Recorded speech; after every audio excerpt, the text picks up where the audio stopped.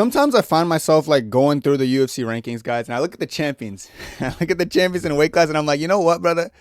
Maybe give me 2-3 years Dagestan, I smash these guys. Like, if you want me to be honest, guys, like sometimes, I know you guys do it too. Let's be real, you guys should not be doing that.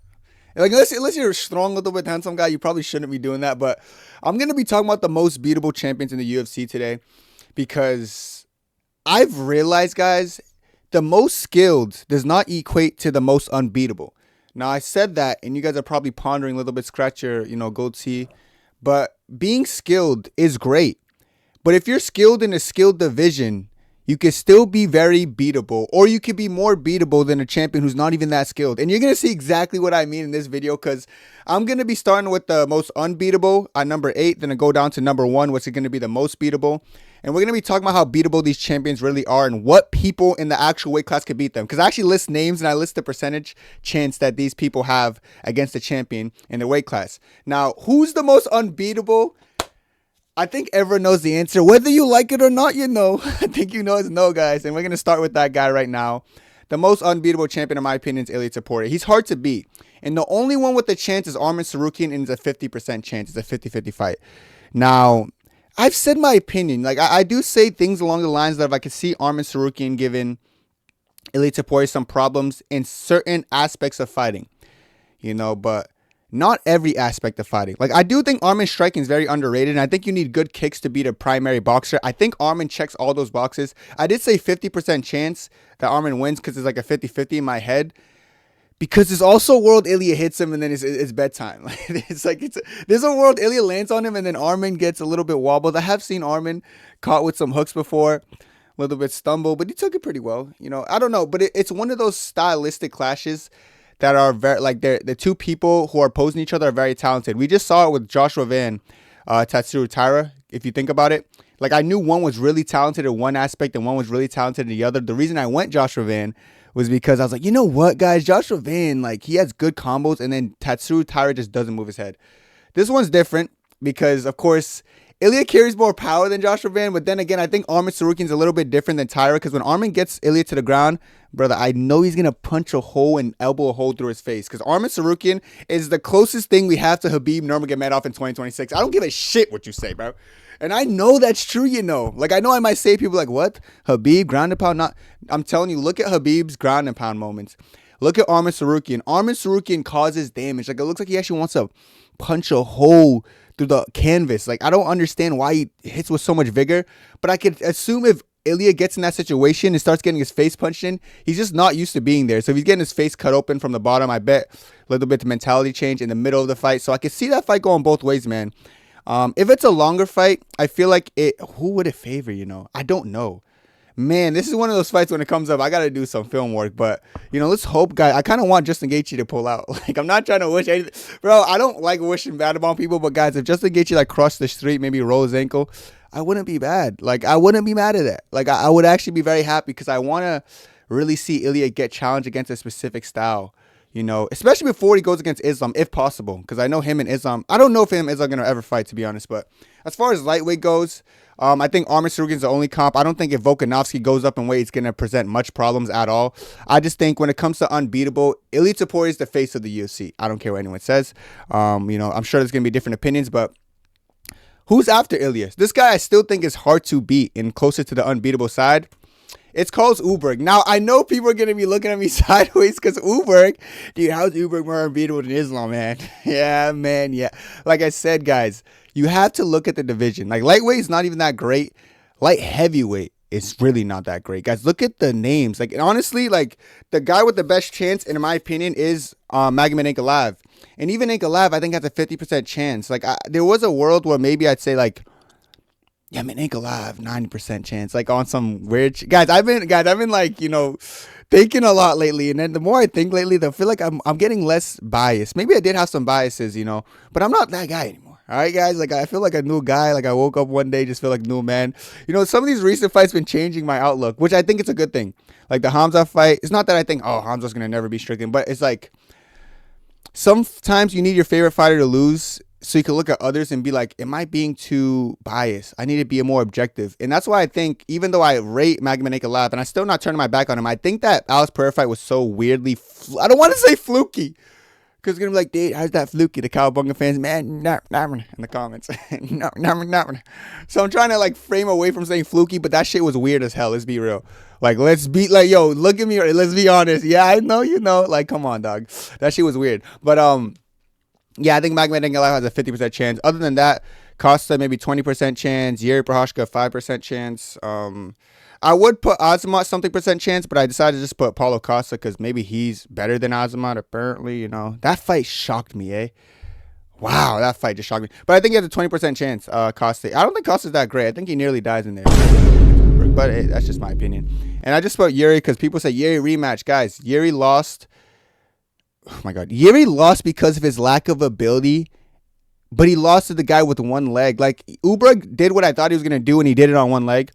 Brother, if you have two legs, I don't even think that fight should be legalized in 27 countries because that's going to be like, it's going to be one of those things you delete the footage. It's going to be a delete the footage fight. If he fights him healthy, like, oh my God, like, good luck. But I really think Ulberg's hard to beat objectively. Like, he already beat the people like Blachowicz. You know, he's beating the Yuris really easily with one leg, you know. I just don't think there's anyone stylistically in that division. Outside of, if Pereira was still in this division, I'd give Pereira like a 80% chance. I think Pereira would beat Ulberg. But I don't think Pereira's in the division. Well, he's not in the division anymore. He moved up. So as far as the light heavyweight right now, it's easy pickings. I will say if Hamza goes up, I'll give him like a 70-80% chance of winning. Like if he goes up, I'll give him 70-80. But that's only because Hamza's a different style of fighter than 90%, like every single light heavyweight. So I do think, I didn't put Hamza's name here, but I could put it here because he might move up soon. I don't know what Hamza's doing. I know he wants that get back so bad. We'll see if fucking Strickland gives it him. I'm sure Strickland would never want to fight him again. Strickland doesn't do rematches for a reason. He never wins them.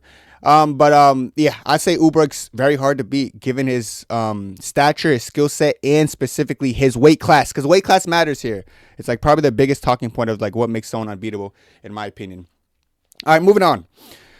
Next up, I got Joshua Van, and I still got hard to beat, you know. And I know a lot of people are going to be like, Dave, Joshua Van's not that good. Guys, I once had my doubts of Joshua Van. I still think he's hard to beat, and the guy with the best chance of beating him has a 50-50 shot of doing it, and it's Manil Cap.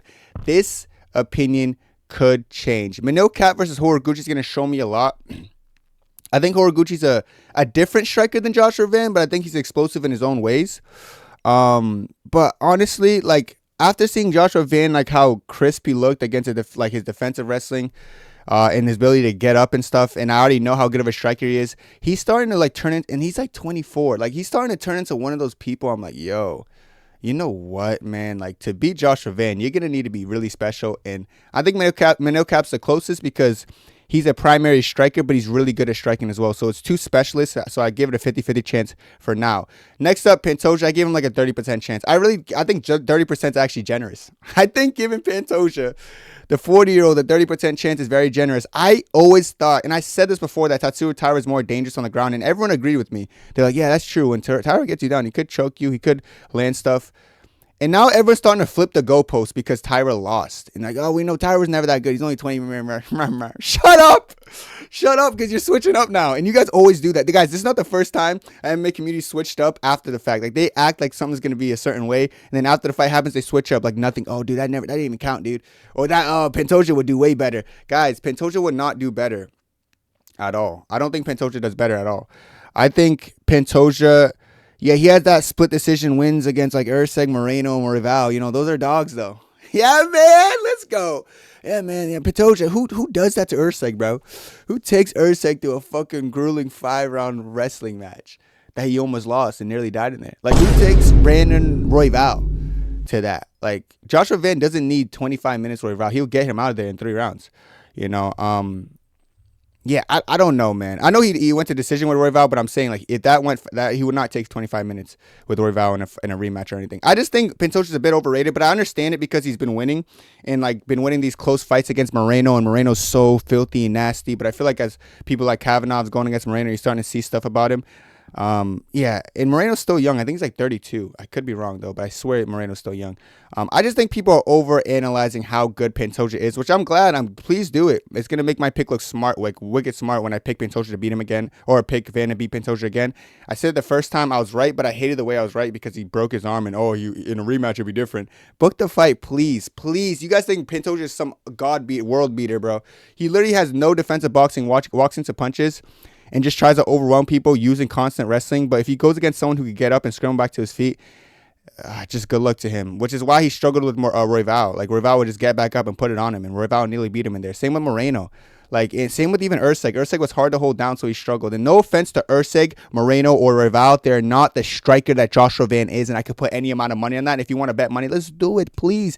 I hope to God somehow Pantoja's the favorite. I know it's not possible, but I know there's going to be people in the comments saying, Pantoja's unbeatable. He's 40 years old, legend. Yeah, shut your mouth. How about that? Outside of Pantoja having a 30% chance, I said Lorna Kavanaugh has a 15% chance. I don't know. Like, yeah, he beat Moreno. He's very hittable, but he's also good at boxing. But objectively, he's just going against a better boxer in Van, who's a lot more slick. And I just reckon he's going to go in there. He's going to put it on him. I think Van's going to put it on him. I think Kavanaugh's not bad, though. Like, Kavanaugh's, he's all right at what he does. But I just don't see Kavanagh going in there and beating Joshua Van. Just no way. And then Charles Johnson has a 10% chance. But Kenny, you already knocked him out one time after being down 2 rounds and getting a lucky punch. Sure, man. Is he going to do it again? Probably not. Like, yes, can every fight anyone win by puncher's chance? Yes. But the puncher's chance is about 10%. I don't think people understood how that fight looked. But I understand people don't watch footage, like I said. People just see the highlight.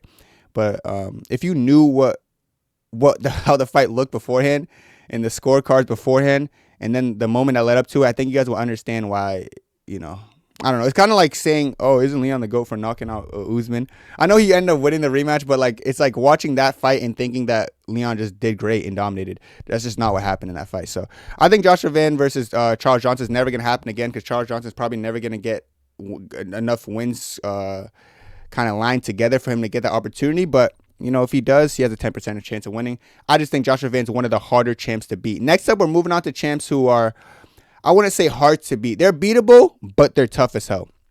In the number 5 spot, Tom Aspinall. He's beatable, but he's tough. Why I'm saying he's beatable is because I actually think Cyril Gane has a 55% chance of beating him. I said I was one of the few that said Cyril Gane's like his hardest stylistic fight. I remember I was saying that, and everyone in my comment section was, oh, you're such a casual. Oh, you hate Aspinall. Oh, you have no idea what you're talking about. Aspinall by first round takedown sub. And I was like, are these guys like mentally ill? Like, why do I feel like I say things in the community sometimes and everyone just acts like I'm an idiot? Like, it's because people don't watch footage. I get it. But like, still, it's like, I was so annoyed about like the comments I was getting for saying Cyril Gane was his hardest test. Like, they try to make me seem crazy. And then the whole fight happened. And then, the whole eye poke situation happened. It was going to, whatever. I'm not even, whatever. I'm not, and it's not that Cyril Gane will run through him. I just said he's his toughest comp. And I still think he's the toughest comp. Now I'm even sure, I'm a little bit more confident that Cyril Gane gets a win if they ever rematch, So I think Cyril Gane was a little bit underrated. So I do think people need to understand that. Put respect on his name, as well as put respect on Aspinall, because Aspinall's still good. I think Pereira has a 40% chance of beating Aspinall. I still think Aspinall should be the favorite against Pereira. I haven't seen Pereira at heavyweight, guys. I seen him sparring with heavyweights, taking a lot of shots with like Taliesin Teixeira, who's not even bad to be training with, but bro, it's just like he's 6'7". Like, he's such a weird person to train with. Like, I guess you're gonna be used to going against longer reaches, but there's just better people to train with. Like Aspinall and like Cyril Gane, they're like more like a next generation heavyweights, like faster, more dynamic, more elusive. I just feel like that's Taliesin Teixeira is just a weird guy, and he was getting beat, like he was getting licked up a bit by Teixeira. But hey, I'm not here to make the rules, man. If Pereira wants to train with them, have at it. Then I said Josh Hockett has a 30% chance. Hockett he's a different type of heavyweight, the newer generation, faster, crazy volume, crazy pace. I just don't think he hits hard enough, and I think he gets hit a bit. Like, he almost got finished by Curtis Blades a couple times. I reckon Tom Aspinall finishes him, but I still think he's a tough ask. So I'm gonna say Aspinall's beatable, but he's tough, and he's definitely more towards the unbeatable fighters. Next up, this person's not as unbeatable as Aspinall, but they're still hard to beat. Alexander Volkanovski. He's beatable, but he's tough. Gene Silva has like a 30% chance. I think Aljamain has a 30% chance. Movsar has a 20% chance, and Aaron Pico has a 20% chance. I don't think any featherweight has a chance of beating Volkanovski, like more so than he has to beat them. So like I think it's 70-30 with him and Gene Silva, and I think that's the hardest fight for him. I think Volkanovski has a 70% chance. Gene Silva has like a 30% chance. I just think Volk's is I think fight IQ is the most important thing in fighting, because there's some people who get older and they lose the fight IQ, like Izzy. So like they can show they have better fight IQ, and then if they throw it away for a round, they'll lose. But like Volkanovski isn't the type to do what Izzy does. Like you guys know how Izzy like will fight well and then just like abandon his game plan. Like if Volkanovski against Diego Lopez showed me he could fight well for a round, but then started brawling with Lopez, I'd be like, okay, your fight IQ is diminishing, so you're gonna start diminishing. Volkanovski, even the way he fought Lopez, I remember some people booing in the crowd. I remember some people, oh, that was such a. People don't really call. It's weird that people don't call Volk boring, but I think it's. I don't know. I think it's pretty funny.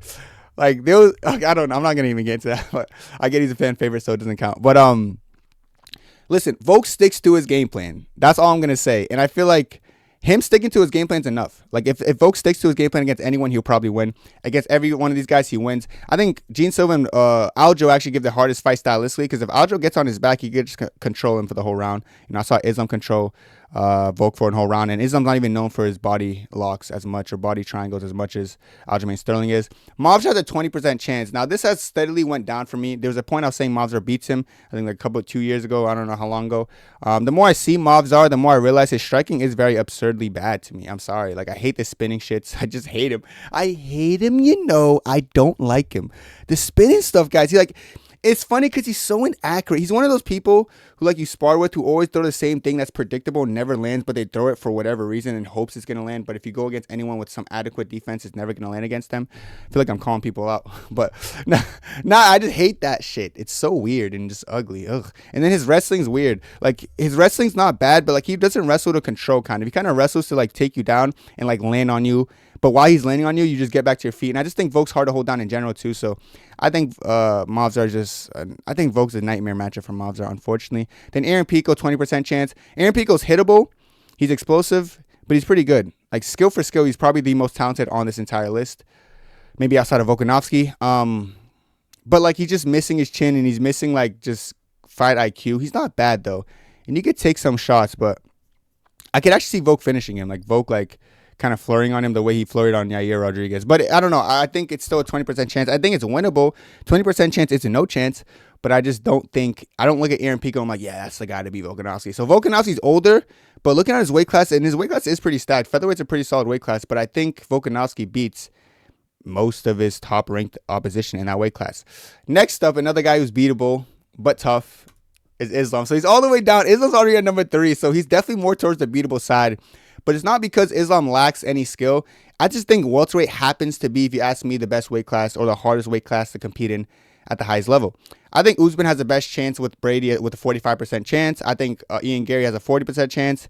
Yaroslav Almazov has a 40% chance. Michael Morales 30% chance. Prates a 10% chance. I could also throw names like Jacoby Smith. I think he's towards the 40% chance as well. There's just people. If you notice me, like I'm gonna say for Islam, the hardest stylistic fights are the people who can match Islam stylistically. Like a Usman, Brady, Almazov, even a Jacoby Smith. I don't know why I didn't include Jacoby Smith because it was getting too big. I didn't want to fucking cloud the screen on people. It's because those people can grapple, and some of them can strike. Like Jacoby Smith, heavy hands, quick hands. Disgustingly fast hands, deceptively fast with crazy power, you know. So he's a big one. I really should have like at least named him or put him there. And then you got people like Kamaru Usman, who I feel like has really good straight punches, straight jabs that cause damage. He has like a good presence and pace on him. But I can't say he has a chance to beat Islam more than Islam has a chance to beat him because he's only getting older. Then Sean Brady, I said 45% chance because I think on the feet Islam should be ahead of him. I think Sean Brady objectively his boxing could be a little bit overwhelming sometimes. He's pretty quick. He has pretty good combos, and he like chains together in it into like his clinch work and stuff. But I don't know. Like if Islam's on the bottom, I don't know what's gonna happen, man. That's the only thing I'm worried about. Because from what I know, when Sean Brady gets on people, I'm sorry, like he just moves through positions really well. He has a huge back, and like he uses his hips well. That he keeps a constant heavy pressure on people, and he's 200 pounds on fight night, where Islam's 189 on fight night. You know, Islam just fought JDM, who's like 189 on fight night, like him. So they're like the same weight, you know, and the strength was evident there.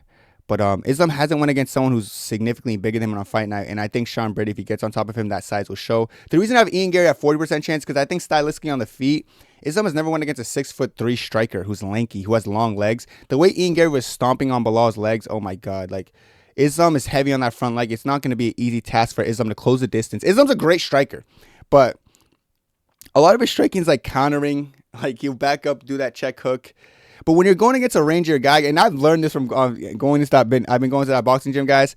Length is like, I don't want to. It's not. I almost feel like I'm cheating sometimes. Like I'm going against some people in my gym, guys, who are like objectively way better than me. They've been doing it for like 6 years or whatever, and I know they're better than me because when they close the distance, they throw pretty well. But like keeping people at range because you're just naturally taller and like it helps, man. So I could actually see Islam having a problem closing the distance against Ian Gary with his long extremities, you know. But the thing is, when he gets a hold of Ian Gary, I just think it's going to be hard for Ian Gary with his 180-pound frame to be getting up. Like, being 180, cutting to 170, that's nothing, dude. Islam's actually going to weigh more than Ian Gary on fight night, which is Islam, as someone who's coming up in weight, it probably feels like candy for him. So I think when he takes down Ian Gary, he's going to have a field day. You know, Almazov, I haven't seen much from him, but I give him a 40% chance because I do think his grappling is next level.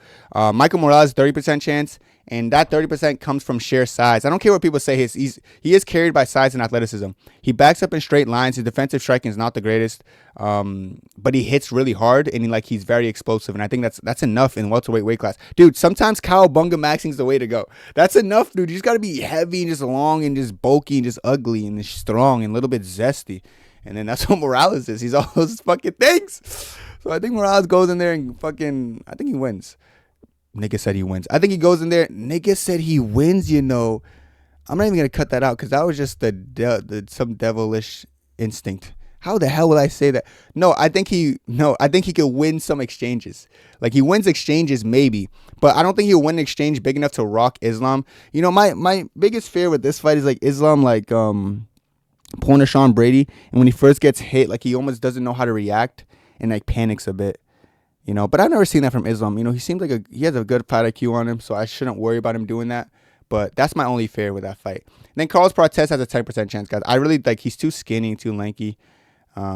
Islam will grab a hold of his leg and just whip him down, and from there on, he's gonna nearly die in there. Like, he's gonna get smothered. He's gonna get arm triangled. This is gonna be an easy night for Islam. I think Prates is the easy fight, but I still think Prates beats Morales. If people are wondering, because some people ask, but I think styles make fights. Islam smokes Prates a lot easier than he smokes Morales, but I think a Morales and Prates fight, Prates would win.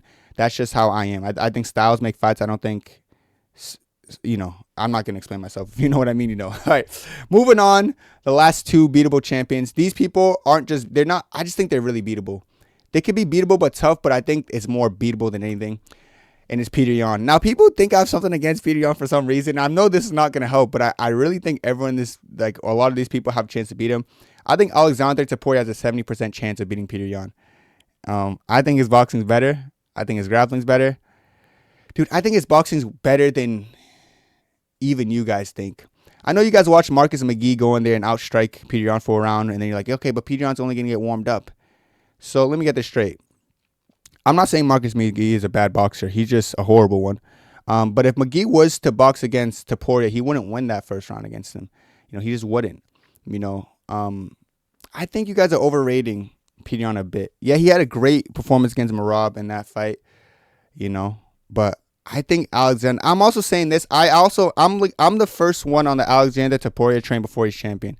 Like, I get people think he's good, but 90% of my comment section is gonna think Yan would kill him, and that's just the fact. That's what people are gonna think. So when Topuria becomes champion, hopefully he fights Yan. When he becomes champion and fights Yan and all that, just know I said it first. Like, don't say you're not on. I see your comment right now. You're not on the train with us. So don't hop on the Topuria train once he becomes champion, because I think he's the best, arguably the best bantamweight in the world today. And I think he beats Yan. I think he outstrikes him. I think he outwrestles him. I think he does it all. Below that, I think even Umar beats him. 65% chance of winning. I think Umar has been in there with great strikers like Corey Sandhagen. You know, I feel like he's been in there with great grapplers and wrestlers like Merab. I think he mixed up things really well. I think kicking is the best way to disrupt the rhythm of a boxer. I think Umar has nasty question mark kicks, nasty body kicks, nasty low kicks. I think people forget about how good they are, and they're not going to understand what I'm talking about until he's in there with Petr Yan. He's throwing those question mark kicks, and it disrupts their boxing rhythm, and then he's shooting takedowns, not to score and control, but just to mix things up and give Petr Yan different looks. I think Umar can and will beat Petr Yan, not comfortably, but I think it'll be a good one. Below that, I say Merab has a 50% chance to win. 50-50. I think the last fight was very telling. People say Merab was he fought too much a year, which was true. He's gonna break a championship record if he got that win. But He did fight a bit too much. But then there's a whole thing that Yan had a broken hand the first fight, and now this fight he didn't, so he was able to just let his hands go. Could be the case as well. That's why I'm saying 50-50. I do think I lean Petr Yan, though. I do think I'm leaning Petr Yan a little bit more, but I think anything could happen. It's just like both fights were they were the opposite of each other. You know, just the complete opposite, dude. Like complete opposite. One person nearly died from wrestling, and then one person nearly died from strike. I don't know, man. You know, it's one of those ones. You know, so I'm gonna say 50-50. I'm gonna leave it at that.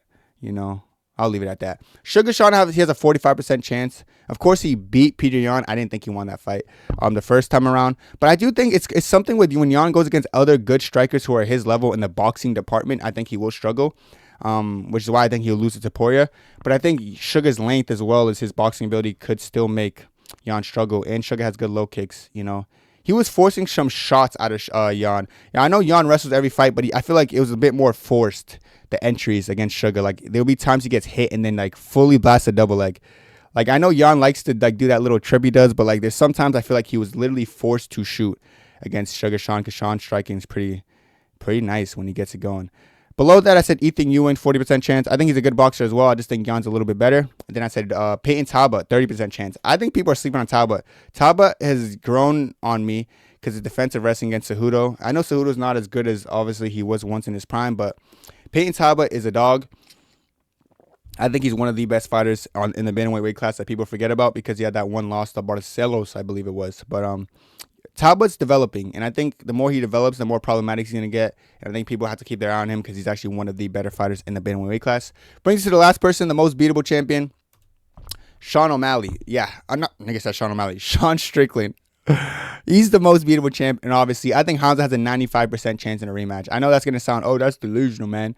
Hamza just lost him in a fucking razor-close fight, you know. And then they're going to be like, oh, you're going to use the weight excuse? Well, I'm going to use the Sean Strickland had an injured shoulder excuse. Here's the thing, guys. I sound like Sean Strickland there. Hey, Shiva. I just said here's the thing. Here's the thing, guys. If Sean Strickland's hurt shoulder made him fight not like Sean Strickland, like if he wasn't jabbing and doing 1-1-2 and jabbing and doing one, if he wasn't doing that, then I'd be like, you know what? That injury affected him to the point where he couldn't fight like himself. That win was earned. He fought like himself. He fought exactly like himself. He stuffed the takedown, got to his feet. It was 1-2ing, 1-1-1-2ing, 1-2 and running away. That's all he did. Like, look at his fight in this fight. Look at every other fight he's had in his UFC career. He didn't fight different. There's one thing if injuries make you fight different. If they don't, then adrenaline must have been helping you or it wasn't as significant as you think. That's my thing. Hamza legitimately fought different. Like, I've seen Hamza have a very strong first round against Usman, shoot takedowns the next round and not fall on his face and roll over after and, like, not look so tired and winded and not stop shooting for some reason, even after getting stuffed. Usman stuffed him more times than Sean Strickland did in the first 2 rounds, you know, because, of course, Hamza shot more. So, and that was, like, kind of short notice for Hamza as well. So, like, listen, like, it's obviously a bad weight cut that made Hamza kind of fatigue in a weird way. So the fact that it didn't make Hamza, it made Hamza fight outside of how he usually fights. That's why I'm saying it's more of an important factor. Now, you could have your opinion on that. You could be like, well, Hamza always fights like that. Hamza only shoots 1 takedown and then gives up. But you're lying. But you could act like you're telling the truth. It doesn't really. I don't really care. At the end of the day, I think Hamza has a 95% chance of beating Strickland in a rematch. I think if they fought 100 times, Strickland probably wins once or twice, and it just happened to be this time. That's the world we live in. That's UFC. That's MMA. That weight cut came in clutch for Sean Strickland. Below that, DDP has a 90% chance. I think DDP had the grace of being the first person in the UFC that Sean Strickland rematched. Now we can see why Sean Strickland doesn't take rematches, because I always hear the thing about his style is so hard to figure out. Then once you're in there with him for 25 minutes or in there with him, you start to understand what he does and habits on it. That's why DDP made such great adjustments, started throwing a lot more volume, using the low kicks, question mark kicks, just throwing a lot kitchen sink at him, making him work constantly. And that's why he beat him fairly easy, 50-45. I think in the third fight, he's going to do it worse. So I give him a 90% chance. I hear rumors that Kamaru Usman's coming up and actually fighting DDP, which means Kamaru Usman's back in the middleweight pool, which means if Kamaru had to fight Sean Strickland, I'm giving him an 85% chance. Of course, he nearly killed him in their first fight, but I know people are like, Sean Strickland's a different fighter. No, he's not. Sean Strickland fought exactly the same he fought in that fight as he fights now. He did nothing. He didn't change his style or do anything different. The thing that makes Usman hard for Sean Strickland and anyone in general, if you look at who beat Sean Strickland, guys, they all came forward and like wanted to fight.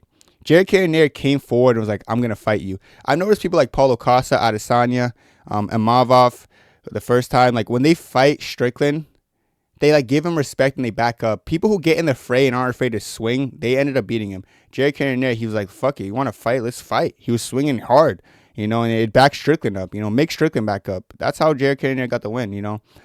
That's how Usman nearly killed him in the first fight. That's how these shits happen. That's how DDP destroyed him in the third fight, you know. It's not hard if you look at the film to how to beat Strickland. It's just like you have to be the one dictating. When Sean Strickland's the one dictating, he makes you fight at his pace and he always wins. You know, so I think Usman's not going to let him walk him down. Like, you know, Usman's not going to be backing up or running. That's how you lose to him. So the fact that Usman's not going to be doing that, I think he'd be fine. People are going to probably pick him Hamza. Hamza doesn't do it right. Hamza doesn't have accurate punches. I already talked about this in the stylistic breakdown about how I think Hamza's striking is really bad. Hamza coming forward a high guard, that's not enough to disrupt the rhythm. Like, that's not rhythm disrupting. That's just walking into punches. Like, Usman and Jared Cannonier and DDP weren't just walking forward. They were heavy on the output. I think Hamza's problem was just coming forward like this, trudging forward, eating a punch, sticking his tongue out, eating a punch, and then winging an overhand that completely made, like, it was like no setups. It was anything. It was hard watching it. So there's a blueprint to beat Sean Strickland. I feel like people like DDP and Usman just naturally have it built in them. And Makhachev, I'll give him a 60% chance just because Sean Strickland in rematches look like he's easy to get figured out. Of course, Makhachev lost to Strickland when Strickland was on short notice and Strickland wasn't a catchweight. You know, so Strickland wasn't at his best there. But I do think Makhachev has the mindset and like he has the mentality to not back up. Makhachev has the right mentality, guys. Like, I seen him against Buckley. I seen him against some of these guys in these face-offs. He's an intense guy. He's not going to pull a Hamza and start kissing him before the round and hugging him and, like, doing all this extra shit. No offense to Hamza. Like, Makhachev's just not cut from that cloth. You know, he's from Dagestan and French guy. So, like, I think he does good. And I think he puts it on Strickland and maybe gets it done. I still think it's a close fight. I think Strickland stylistically is just a hard fight for any striker. But I do think it's 60% chance that Makhachev wins. Berhalo, I give him a 30% chance. Same with Adesanya. Of course, Berhalo nearly died in there against him. Against Makhachev.